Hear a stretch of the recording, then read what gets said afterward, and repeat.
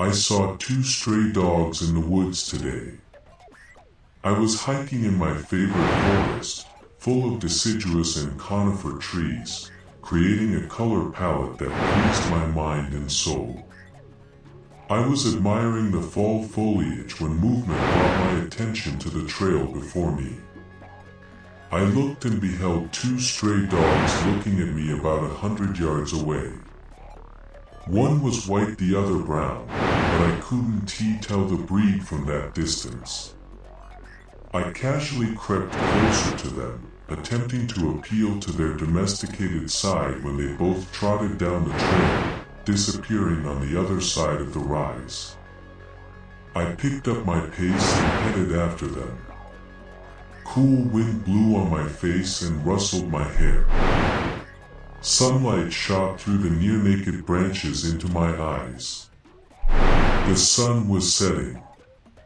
Maybe I should call animal control. I thought at the time, if I had, I definitely wouldn't be writing this. I came over the rise and saw the two dogs, closer this time, down the trail.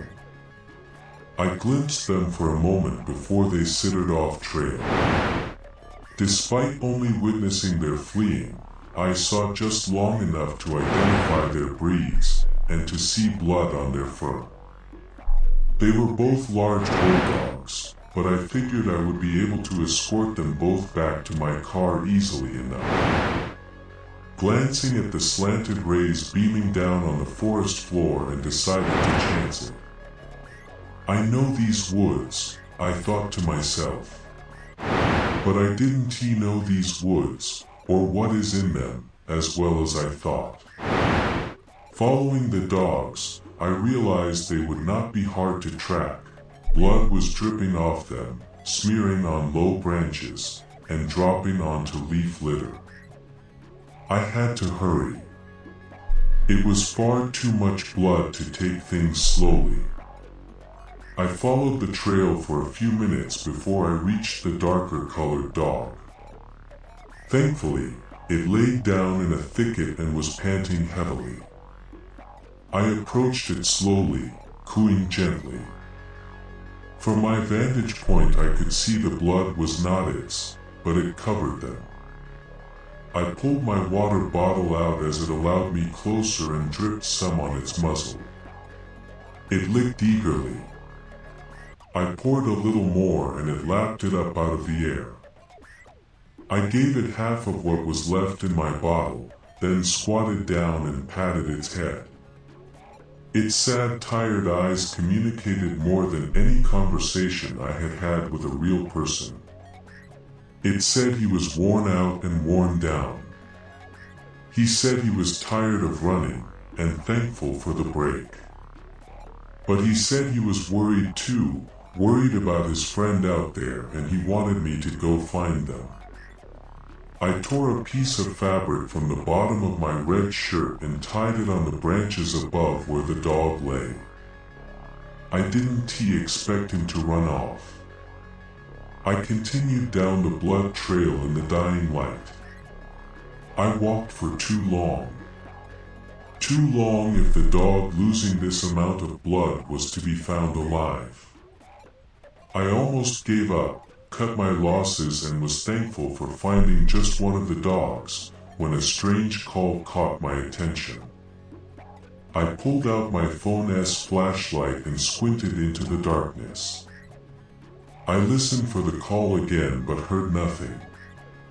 Absolute silence filled the voids between the darkening trees.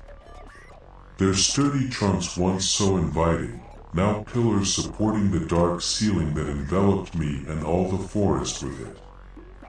Then I heard the other dog whine. I started moving in its direction while its whining got louder and more urgent. The closer I got, the worse it sounded, like its throat was full of liquid. I almost stepped on the poor thing because it had hidden itself so well. I parted the briar branches away from its form and knelt down. It didn't even act like I was there. I couldn't believe it was still alive.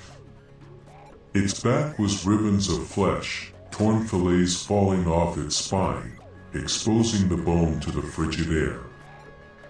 I could see its back muscles twitch. There was blood and other, smaller, cuts all over its body. Beneath it, soaking the leaves it laid on, its blood was pooling. I touched it gently and again it didn't seem to register. I put both of my hands on the parts of its flesh that had the least amount of wounds and pushed, rolling it over. It revealed a cavernous opening in its belly. I gasped, seeing the torn stitches from its previous surgery.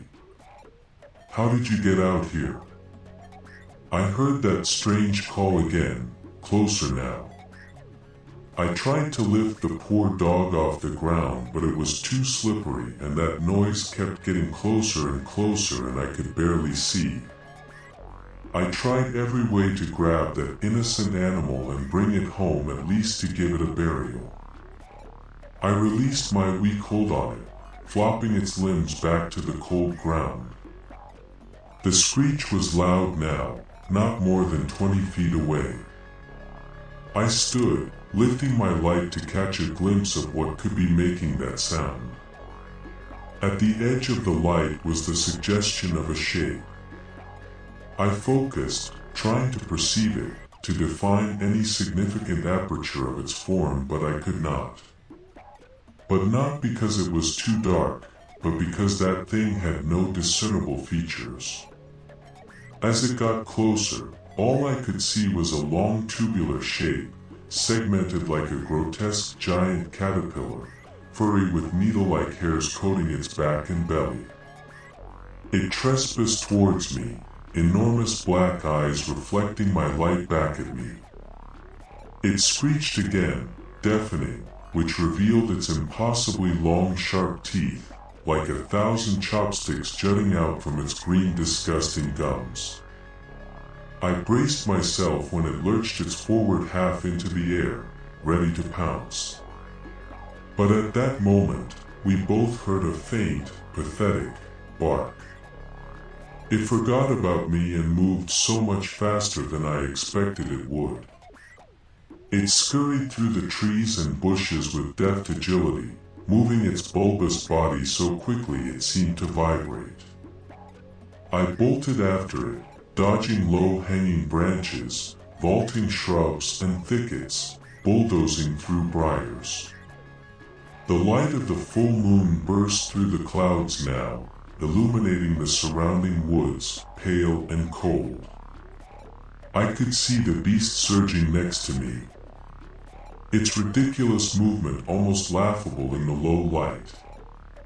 The dog barked again, altering the monster-esque course, and mine with it. It moved closer to me now as we both ran. Almost side by side we were moving towards our shared goal, get to the dog first. I tried to think of what to do, anything at all that could prevent this thing from hurting and killing another innocent animal. I looked ahead and thanked the stars that I saw my solution.